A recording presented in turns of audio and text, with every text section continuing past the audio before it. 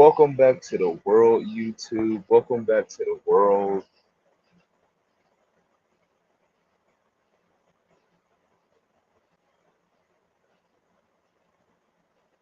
It's your boy KDZ bringing you guys another market watch. Of course, guys, the reason why I do these videos is because I have a huge passion for trading card games. I love talking about trading card games, and I want to continue to build a community that has that same love and passion for trading card games as I do. And with that, let's get into it. Unfortunately, guys, we had to delete part one of today's, market watch. Apparently, like halfway through the video, we lost the audio, and I did not know. So, uh, because of that, I had to take it down. Like it didn't have, it wasn't able to provide the true value that I would like to with these videos. So I had to take it down. So unfortunately, we're only going to have just a part two today. But like I stated before, in the first part of the market watch, we're still going to give away, guys, for two Sword and Shield basic packs.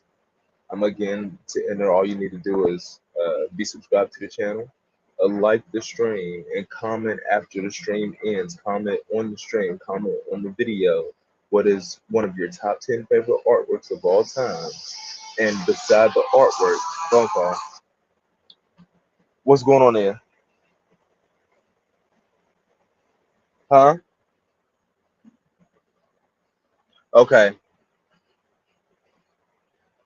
Um. Yeah. Sorry about that. Uh.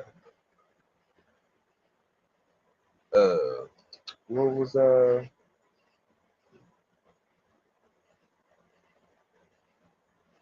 Right, yeah, that's right. What is one of your top 10 favorite artworks of all time? And also comment beside the artwork of the card from any set, from any game. Comment what set that it did come from. And then you'll be entered to win the giveaway, and we'll announce the winner of the giveaway at the end of the week of the two Sword and Shield base set packs. But right now we have Cleveland Monolith up on the board. Uh, this is something. And like always, guys, we're shooting these videos outside. So, if you hear like birds or yeah, if you hear the birds and bees in the background, that's definitely what it sounds like. It's definitely the birds and the bees. But just continuing with what we were talking about, Cleveland Monolith was a part of a theme that happened before I got back into the game in 2017, but uh, had some significant prevalence in the meta during its release. And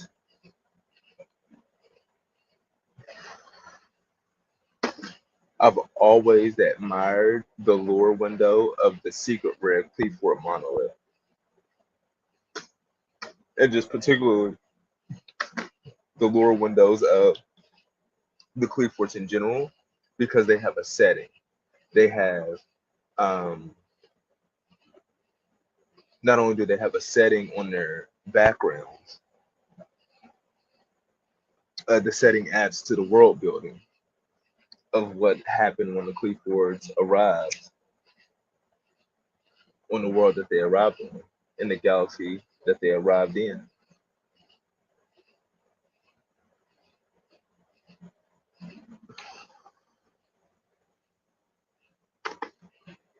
So we're going to take a look at Cleveland Monolith, but just to reiterate what we were talking about in today's earlier market watch, we were going over what the base set price for a certain extra rarity cards should be.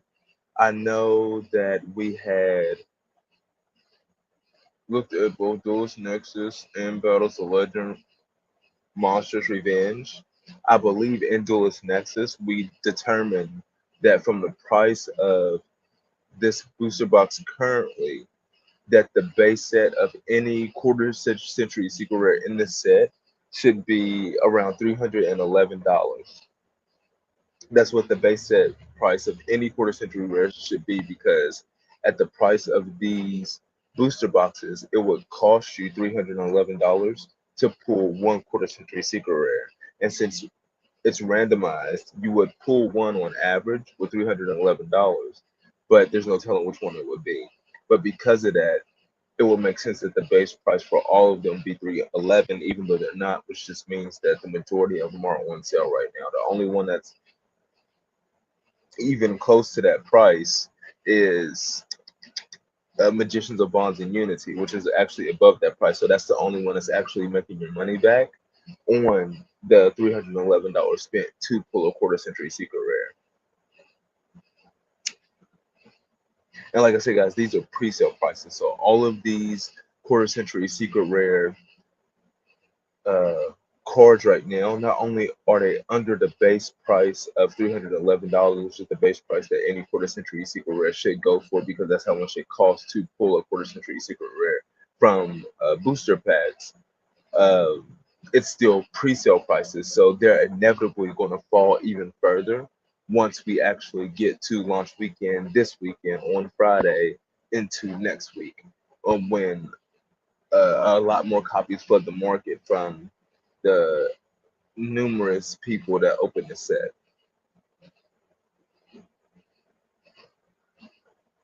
And we were talking about over here in Battles of Legend, Monsters Revenge, that the base set price for any quarter century secret rare should be 190, which is what actually the Bestial Rebellion, Masquerader, and Divine Arsenal Zeus are actually around. And it's what Sky Striker Mobilize Engage is trying to hold its price at. But it continues to fall with just the competition and the lack of demand. But because of that, every other quarter century secret rare in this set is for sale essentially. Um, and there have been some spikes. Like we got Welcome Labyrinth that went up about $60, and we got the Water Enchantress, which went up about $40, and Rite of Armaseer, which went up $20. So there are some cards that did do some spikes here. And Madoche Queen Tiramisu, it went up to like 90. It's fallen back down to 70 as of late.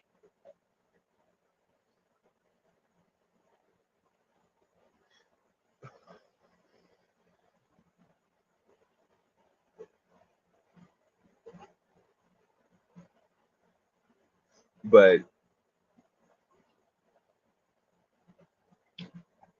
for the most part, everything else is still significantly cheap. Like we were talking about Spiral Quick Fix, you can get 4 copies of Spiral Quick Fix pretty much for the price of what it would cost you to pull one out of packs from Battles of Legend Monsters Revenge, which is an exceptional deal because Spiral Quick Fix is not the only card around the price that you can get that number of quarter century secret rares for. Like I said, the only thing is that with that $190 that you would spend, it would be a little bit more fun to open up than say like a core set, because you're getting a secret rare in every pack, which is far more appealing, and you're getting 4 ultra rares. So you're getting foils in every pack, and they're high rarity foils at that. So because of that, there's some added initiative to actually want to open up pack for Monsters Revenge, on top of it being on the cheaper end to actually pull an extra rarity card. But still, all in all, it definitely makes the most sense to just grab your quarter century secret rares and vote, because they are all significantly cheaper than what it would cost to pull them. And then as time goes on, the more the sealed price goes up, the more each quarter century secret rare in and itself's base price should go up. So if like Dante ended up spiking to $190, that's not actually it being bought out. That's just it appreciating towards its base price. That's all it's doing. It's not being bought out. It's just appreciating towards its base price, which should be 190 as of right now, where the prices of the booster boxes stand.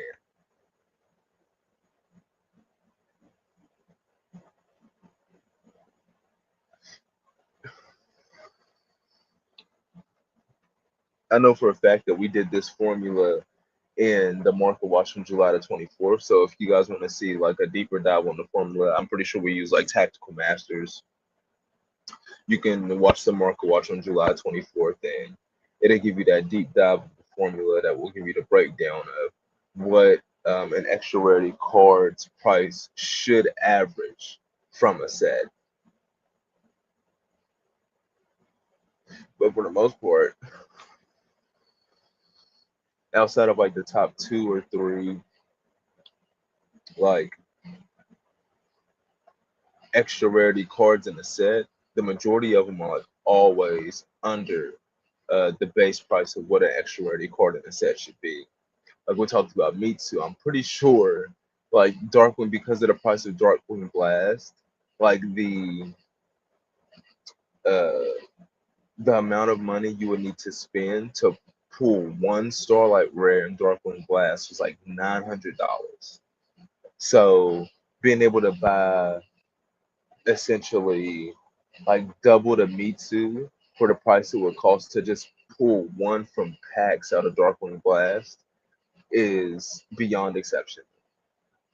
Because like I said, when that stock of sealed dries up, the difficulty that it's going to be not only just for the Starlight Rares out of Photon Hypernova, but the Starlight Rares out of any set, the difficulty to pull a Starlight Rare from that set is going to jump by leaps and bounds. So any Starlight Rare under $100, if you're looking at it, go ahead and get it because it's at a good price. It is inevitably at a good price. Just from the nature of Starlight, just from the nature of Starlight Rares in general.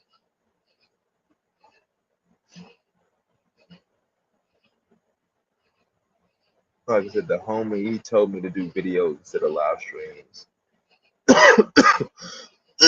But like I told you guys, those videos just seem dead to me. They don't seem like true organic content. They don't seem like they're alive, like live streams do. Live stream, alive. But yeah, they don't feel like that. Because like I said, why would I talk to you guys like I haven't talked to you guys in 5 years or 3 months when I know for a fact I just talked to you guys yesterday if I'm dropping a video every day. Like I drop a video today and then I drop a video tomorrow, then I'm talking to you guys tomorrow. Like I didn't talk to you guys today. That just doesn't seem organic. That doesn't seem, like I said, alive. It seems kind of dead. It seems weird. It's like I'm talking to you from the future. But we don't live in the future. We live in the present.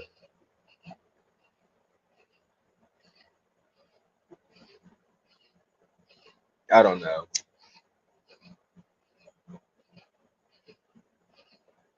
But it seems that YouTube definitely prefers that dead content. That content of speaking to people from the future.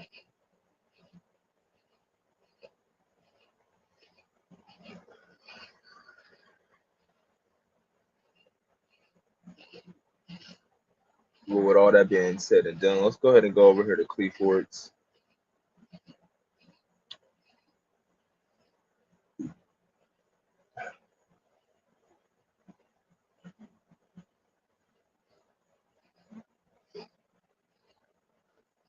Clefords. They have two secret rares to their name and no extra rare. No, three secret rares. So, well, the third secret rare is actually a reprint from the Mega 10. But the two secret rares to their name, Cleefort Monolith, actually, it was bought out maybe like a year ago. It was bought out to like $10 or something. This is saying that the first edition market price back in May was at $4. Well, let's see. It was like a year ago, around July. See, the first edition market price was 13.30, and now you can get first editions for $3.35. So it's effectively a tier one playset, a playset that's under. Oh, I'll take that back. It's not a tier one playset. It's a tier two playset. A playset that's between $7 to $13 is a tier two playset, and that's what Cleefort Monolith Secret Rare copies coming out of Secrets of Eternity are. But look at how that secret rare pops on that card. Secrets of Eternity definitely did secret rares right. Like they brought back the secret rares that we wanted to see in Duelist of Alliance from the secret rare technology that they used all throughout the Zexal era. Thank the Lord that they got rid of that. But unfortunately, there were so many awesome secret rares like Noble Knight Medrot or Gwynethar or um, a Lady of the Lake that were printed with that just atrocious looking secret rare technology. Even though Lady of the Lake, we're getting a little off topic here again, but yeah, definitely is the time to buy your P4 monoliths if you are ever waiting for them to go back down in value. Lady of the Lake, which is actually a Noble Knight card, which does not show because just of her nature. Like you had the Noble Knight Artorigus, the Exceed Ultimate Rare, get bought out to like $30. Which, like I said, it's not going to be used with the Infinite Noble Knights because they don't exceed summon; they synchro summon. So that was just a waste of a buyout for some ungodly reason.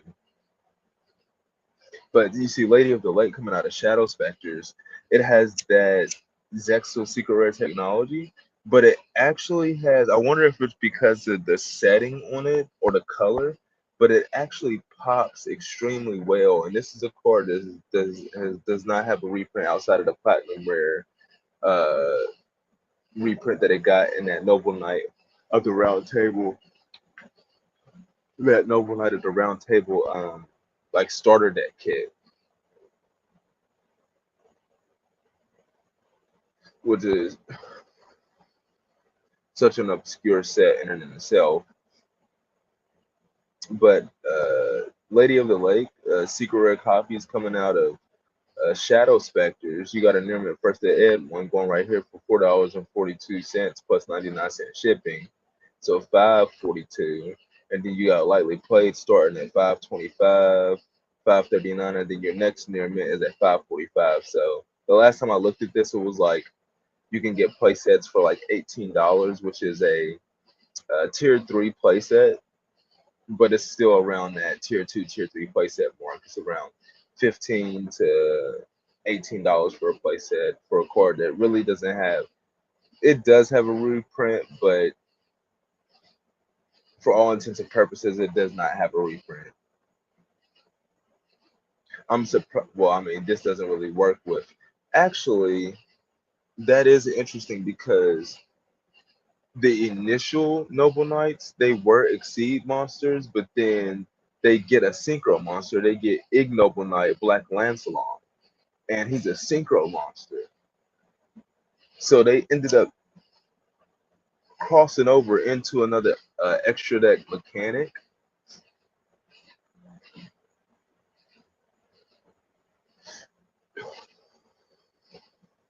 But Ignoble wasn't used as much. But Lady of the Lake happens to be a tuner because of that fact. A light attribute level 1 Aqua tuner. Cannot be used as a synchro material monster except for the synchro summon of a warrior type monster. If this card is used for a synchro summon, banish it. When this card is normal summon, you can target one Noble Knight normal monster in your graveyard, special summon that target. See, that was the other thing. Uh, and that's what when she's normal summoned, the initial Noble Knights, they did revolve around Artorigus, which was a normal monster. So they had a lot of effects that benefited Artorigus himself because he was the key card in the set. So that's why she wouldn't be used. She just simply would not be used in this newer format because her effect applies to Artorigus. And I don't believe you can use her and Artorigus to make like Roland. I think you might need like a Fire Warrior tuner or something like that for Roland.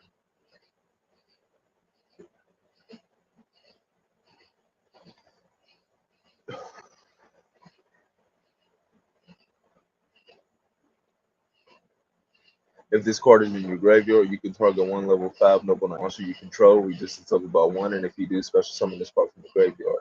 Now, that effect can be used because you have multiple level 5 Infernoble Knights, but I don't know. There might be some uses to it. It would be different, though. It would definitely be somewhat juxtaposed to the current build, though, because of its light attribute and its aqua typing. We're getting a little off topic here, though, but in Tales of Zestiria, the X, which is the anime for Tales of Zestiria, the video game that came out for, I believe, the PlayStation 3 and the PlayStation 4, but you can also play it on the PlayStation 5. There is a Lady of the Lake in that game as well.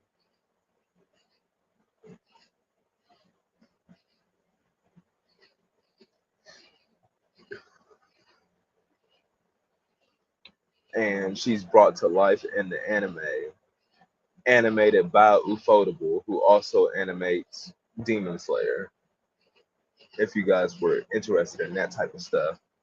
But I thought it was just pretty interesting that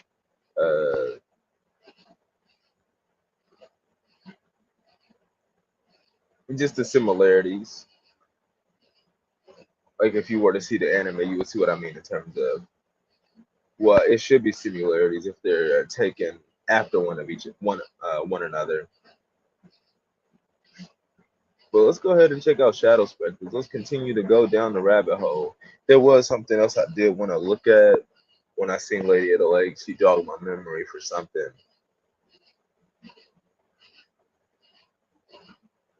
You got Divine Dragonite Felgrin in here as the Ghost and the Ultimate. Ghost Trickaloop card. Ultimate. Number 46 Dragluon. Yeah, I opened up 72 packs of Shadow Specters a while ago. Somebody had booster boxes, first edition, for dirt cheap on Shadow Specters a while ago. I want to say this was like 2021, and I ended up buying 3 boxes for around like $150. And this set was already like what 6, 7 years old at the time. And they had like 21 boxes at like that $50 price point. And I posted on a Discord that I had just picked up a box or maybe 2 of them. And when I posted that, they had like 17 boxes left. And then quickly those boxes disappeared. Like I was able to get one more. Like they dropped down to like 11 real quick. I was like, what? These things hadn't been moving for months. And then I posted on Discord and they dropped down to 11 in like a week. So I grabbed one more. And then I was going to go back and grab like a couple more before it was all said and done. But then those last 10 got like scooped up in the very next week. And I was like, well, it is what it is. But in opening up 72 packs, I got a lot of commons, a lot of rares. I actually pulled the Aratama, this right here. I pulled a playset of these. I did not sell them when they hit their initial spike, so I guess I missed that. But I pulled one ultimate rare, and that was number 46 Dragluon. Crisp, extremely crisp. First edition Airman. No whitening on it, like pristine condition. We're talking probably like a 9 or 10 on a PSA grade scale. That's what type of condition it came out in. But I was hoping I'd pull a little bit more than just one OT. So I was a little disappointed in that. But looking at it now, they don't even have one on. They don't even have a booster box on the market. And if you were to take like just the packs right here, the market price at 808, and times that by 24,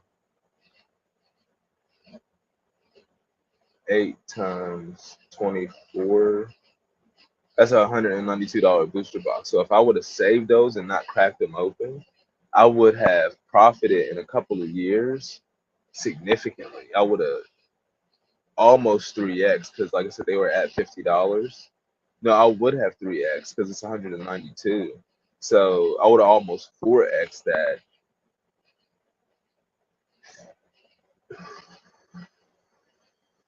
Almost went up 400% in 2 years. That's unheard of growth, but it would make sense because it was already an older set, just severely undervalued.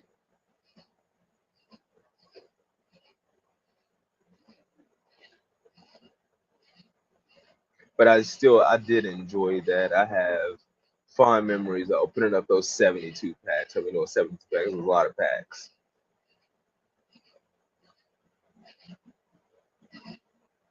at least for me.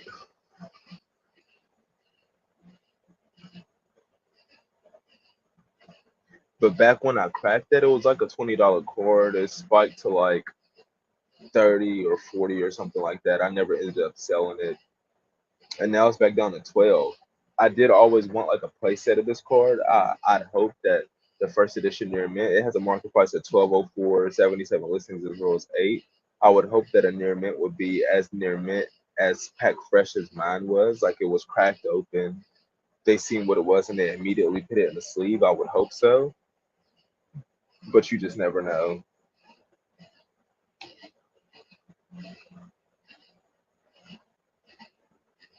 There should be one more ultimate rare, number C96. Or see now this is a nicely, and then there's Ignoble Knight of High Lancelot.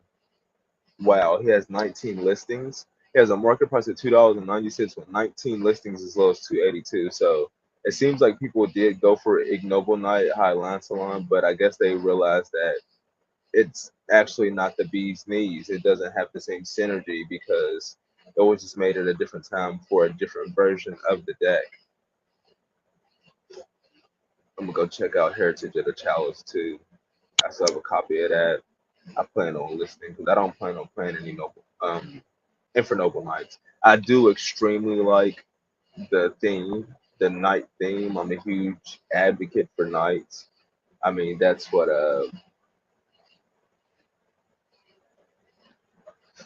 well, I'm going off on a tangent there, but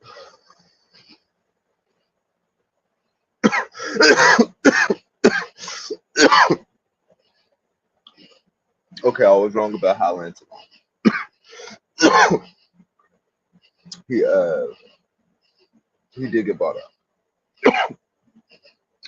That nigga had a market price of $2.90. But you got lightly played first editions starting at $13.45. And then first edition near mint starting at $17.50. So I was wrong. When this card is synchro summon, you can equip one noble arms equipped spell card from your deck to this card. Whoa. At the end of the battle phase, if this card is showed a monster by battle to the graveyard, you can add one noble knight or noble arms card from your deck to your hand. Whoa. Whoa. That's actually pretty good and it actually works pretty well. Whoa.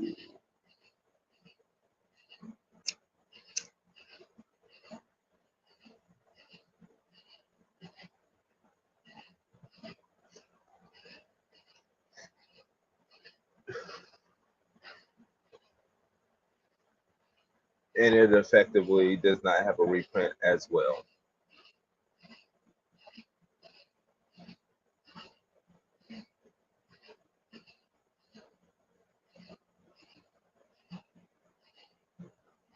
So that's what I'm saying. Lady of the Lake is not bad because you can use Lady of the Lake and like reduce a level 5 like Roland or the other one. I can't think of his name. To level 4, special summon her back and then bring her back and use her to synchro summon. Unless I think Roland might be a freaking tuner. And so might the other one, the one that's holding Hada Claire, the synchro monster that's holding Hada Claire. Noble Arms How to Clear.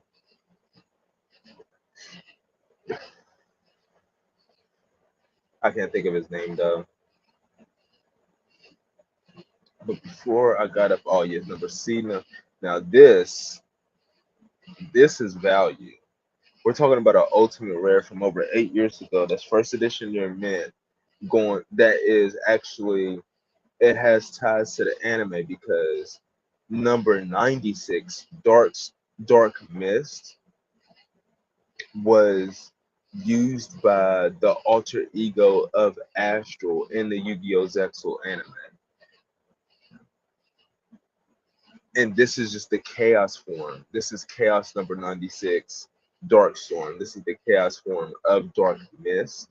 So I'm not sure if his alter ego makes a comeback. I haven't finished Zexal. I'm like on episode 88. It's been amazing. I would definitely call it like A tier. The only issue I have with Zexal is their dual disc. I feel like their dual disc is just weirdly shaped. It's weirdly shaped and it's weirdly uneven. And it takes away from the aesthetic of the duels. But Zexal is special because it's out of all of the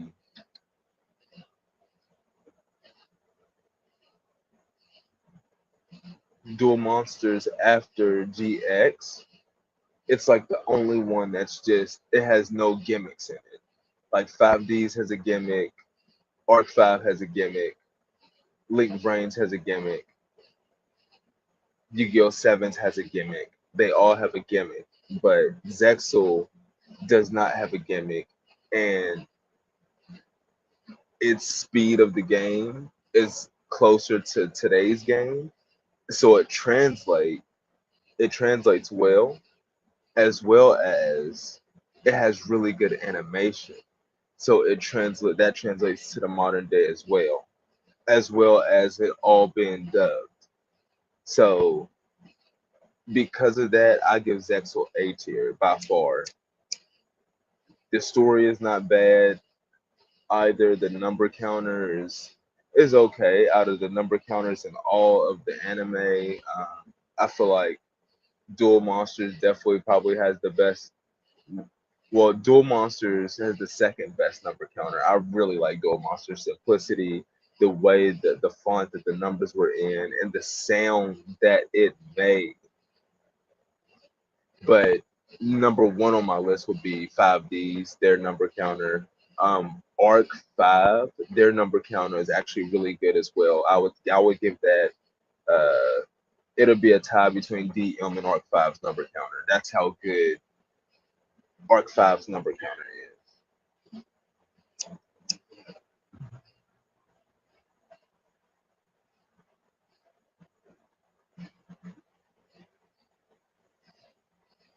And I really like Arc 5's dual discs, like how they were astral energy almost. Those were very attractive. But of course, guys, we can't be out here all night. You know, I love to keep rapping it with y'all, talking about these cards. But there's just other things that we got to attend to. And hopefully, I provided some value with this market watch tonight, guys. And with that, we're going to be getting up out of here.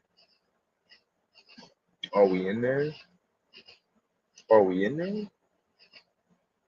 Yeah, we in there.